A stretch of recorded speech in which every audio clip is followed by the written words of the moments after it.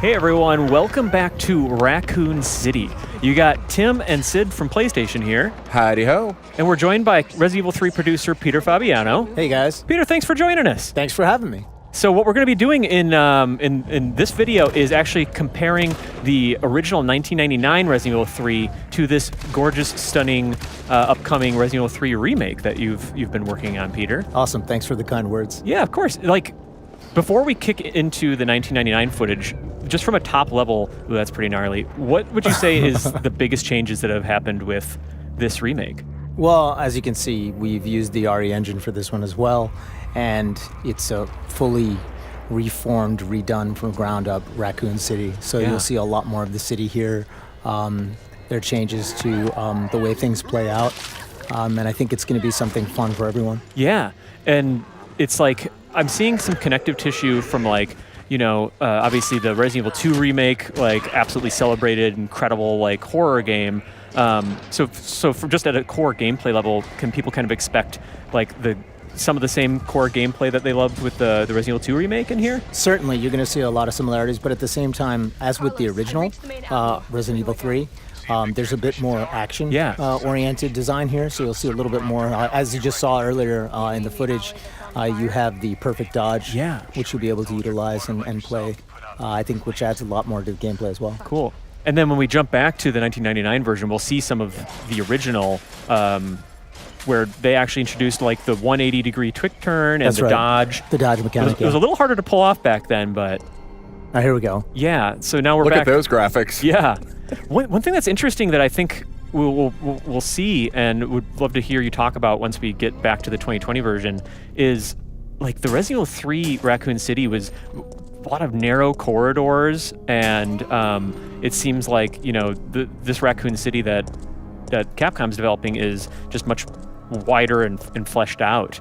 That's right, yeah, you'll see more open spaces. It's not an open world game by any means, but it has more open spaces, and we wanted to balance it out. You'll have some claustrophobic areas as well. Cool. So it's a really good balance of the two. Awesome. Oh, I remember this scene so well.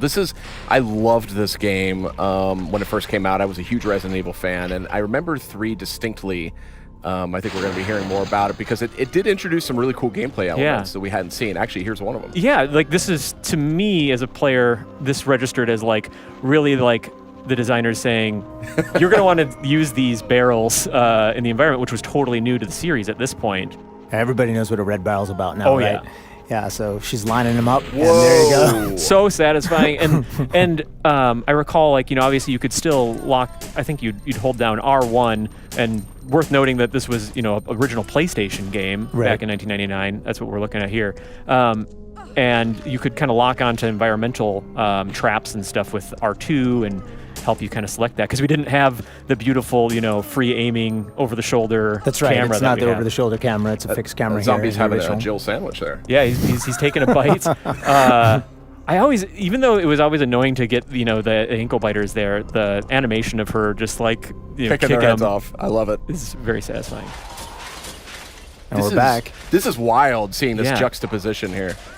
And I love this note here because it almost feels like reminiscent of that classic scene from the 1999 game. Right, and you'll see a lot more in the environments here, right? They're a lot more vivid. Yeah. We really wanted to make the city still feel alive. It's at the early state of the outbreak, and there you go. That's awesome. Barrel.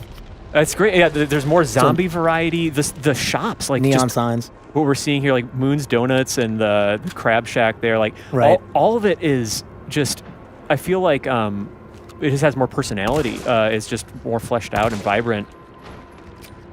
Yeah, for sure. I mean, the city itself is almost its own character in a way. And the team had a lot of fun building out. Oh, there's another one. You see the environmental object that you can use to your advantage. It kind of stuns the zombies. And that's brand new to this remake. I don't think that was featured exactly that same way in the original. Really cool. They'd make a pit stop in a donut shop. You know, Jill, she did work out of the Raccoon Police Department, so the fact that she's in a donut shop... She would know this place like the back of her hand. We'll just go right into the stereotypes. That's right. Peter, can you confirm that you can eat donuts? Oh, never mind. We have some new footage I can neither confirm nor deny. Okay.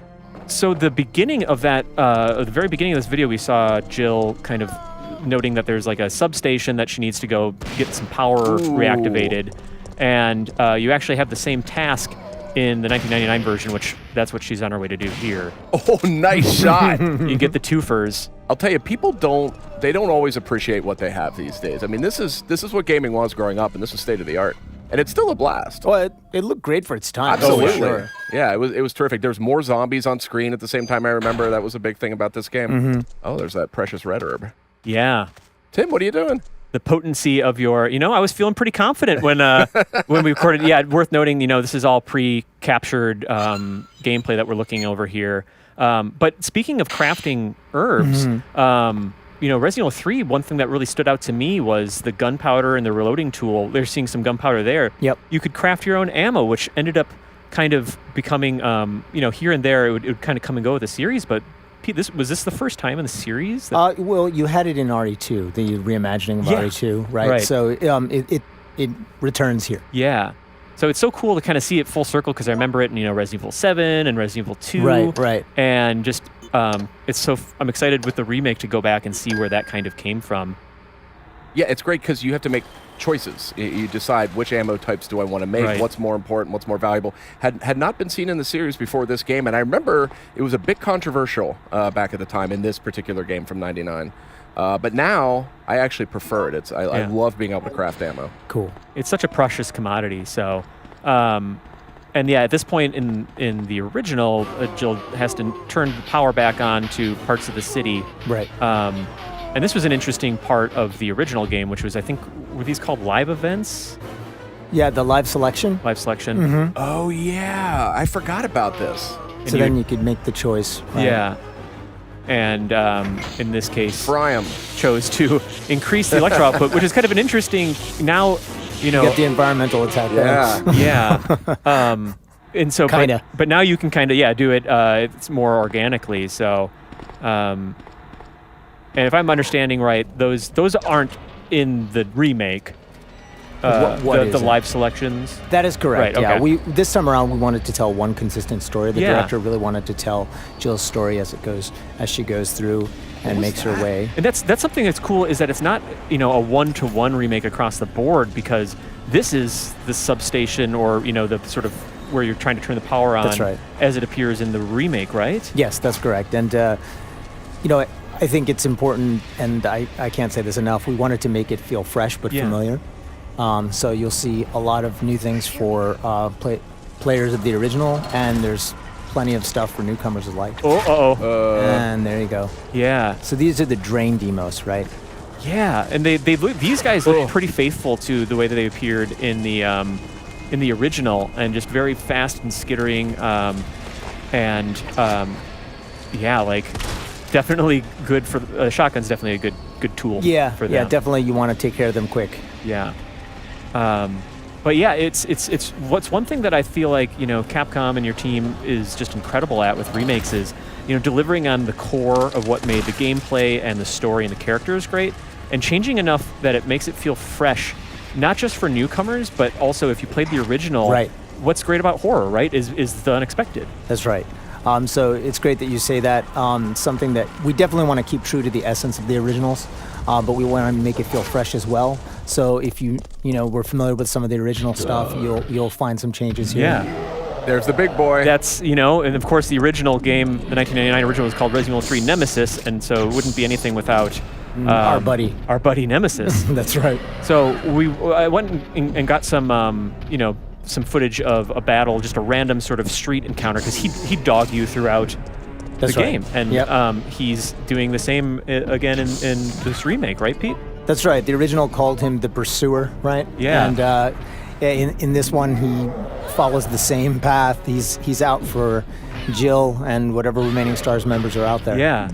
And here we see like his strategy appears to be sort of a lot of running, punching. He's got these tentacles that you can ensnare you with, and obviously he wants to end them. What can you say about how Nemesis has been like updated and changed, just from like an aesthetic to even like an AI sort of level? Well, first and foremost, aesthetically, you'll see that we were able to use current graphics to make him look even. There's our buddy. That's so cool.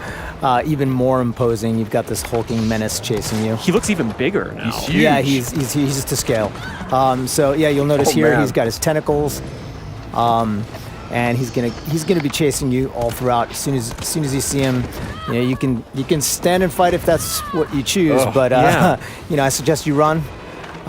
Get out of his way because he's very nimble. He's very fast in this one. Generally the preferred strategy in... Well, I want players to play the way they feel is best for them, but, running is one strategy. You could try and take him down if you'd like, though. Yeah, and one of the last times that we talked with you, Pete, we were kind of there you go. checking out Tyrant, and that's a new move. That leap is huge. From the Resident Evil 2 remake, how much of that, the reaction to Tyrant and how he was implemented in RE2 remake, do you feel like influenced how Nemesis is? Well, when the director saw what they had done with RE2 and Tyrant, he's like, wait a minute, he's kind of getting to Nemesis levels here, so he didn't want to be outdone. And we took that in stride. Of course, some of the stuff we took from 2, but Nemesis is his own, right? His own brand of fear, terror, right? I think that'll come out when you play. We'll see more of him too. Here we have Jill in one of her earlier encounters with Carlos, who is from the, I think is it the Umbrella Countermeasure Service or... That's right, Umbrella Biohazard Countermeasure Service. Yeah, and he's had, similar to Jill, like, can you talk about how your team updated the characters, both from like a visual and... Well, one thing that was important to us is that Carlos appeared to be a partner to Jill. Yeah. We wanted him to feel like someone that she could rely on. And with the updates to Jill's visuals, with the original, she needed to stand out in that environment and the graphics of that day. But with this game, it's very photorealistic. Right? Yeah. We use some photogrammetry. So we wanted her to fit in those environments and feel believable. And we think that she's still the Jill that everyone knows and loves. You'll see a lot of that come out with the voice acting and the performances. But yeah, I think she looks great. The team loves the way she came out. Carlos too. Yeah, they really, I think, are really faithful to the spirit of what they were like in the original, while just feeling a little more. I'm a sucker for the original, PlayStation games voice acting, very of its era. But it just updates it really, really nicely.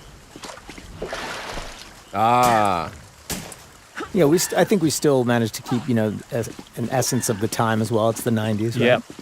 These guys. Yeah, these were like a iteration of the Hunter enemy that was with the series from the very beginning, but kind of a different take on them, right? Right. More agile. Yeah, I remember fighting these guys. These are probably my most dreaded enemies in all of Resident Evil. Yeah, they're tough. They could one-shot you. Yep. And, I was purposefully, I'll say, playing a little sloppily here, and admittedly on easy mode. I really wanted to get this stuff. This is all you. This is all me. Yeah, you can blame me. Oh, there you go. Oh my gosh. Yeah. Wow, that's awesome. They look more froggy in this one. Yeah, I think it was like the Hunter Beta or something like that. That's right, yeah. And you would have seen one of those in the trailer, right? Yeah, we got a little tease, and I think the location in the remake where Jill is here is a little bit different, but some familiar threats in the here. Sewers here. Oh, look at our buddy. What is this? Yeah, that's our buddy Hunter Gamma. Yeah. Hunter Gamma. Yeah, they are the big mouth guys. I said beta before. That is freakish. Look at that. What's happening there? Oh, man. Yeah, you're definitely dead. Had to make a comparison. And this is going to be the final comparison that we make between just sort of a more focused boss battle between Nemesis that shows him having a weapon and discarding it and kind of what he does in battle. But I remember this fight very well, actually. This was a tough one. Really tough. So what would you say, Pete, are some of the biggest changes from Nemesis's battle tactics that we can see in the remake? Well, I think you saw it earlier, but clearly he has that big leap that he can make. And we have given him a variety of weapons as well, that he can use at his disposal, and I think you have something coming up here. Yeah, and because it was a big deal that he had a rocket launcher, I felt like it was kind of symbolic because most Resident Evil games ended with you using wielding a rocket launcher, and here the main enemy just has one on him. And then this is brand new toy for Nemesis here. That's right, he's got a flamethrower. So fun times. Yeah, looks like Jill's combating that with her own grenade rounds. He looks so cool. Yeah. Thank you. Oh, man. And I just love how also just classic this boss battle is with the, I want to, of course, shoot the glowing orange bits. And but yeah, just this environment. And again, we were talking about before, but how, like, you know, to my knowledge, I obviously haven't played the remake all the way here. And I don't recognize this area from the original, so there's just a lot of fresh stuff in there. That's right. I mean, one of the things that we need to look at is pacing. Yeah. So as we're building the game out, and there's a lot of iteration, and it just made sense for us to put a boss battle here. Yeah. It just felt right, and we're like, okay, you know, now's the right time. So we gave him a flamethrower, and we get a big boss battle at the top of this construction site. Yeah. This is epic. This is super cool. So cool. And he's got a variety of moves here too. Yeah, it just totally changes up his game. Ooh. But we won't. You beat him. You finally got him. Yeah, right. Did you? Of course, he's down Did you forever, though? right? That's it. Well, Pete, before we wrap up, anything else you wanted to mention about the remake here? Well, we just hope that people get to pick it up, play, and enjoy it. Yeah. You know, we put a lot of work into making this something special, and we think that there's something special there for everybody. Awesome. It'll be out on April 3rd. That's correct. On PlayStation 4. So thanks, everybody, for watching. Yeah, thanks a lot for having me. Looking great. Thank you. PlayStation